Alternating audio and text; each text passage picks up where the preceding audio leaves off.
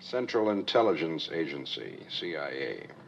You mean spies and all of that? Your husband was wanted by the United States government.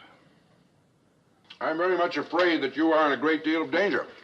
Why should I be in any danger? You're Charles Voss's wife. Now that he's dead, you're their only lead.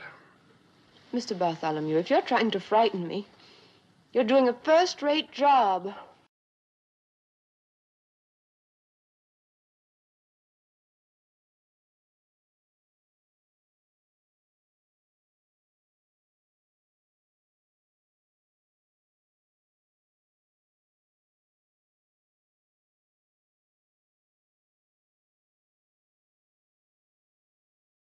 Don't trust him.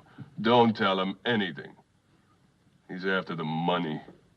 If she's got the money, I'll find out about it. Oh, I don't know who anybody is. Charles Voss stole $250,000 from the United States government. I'm afraid we want it back.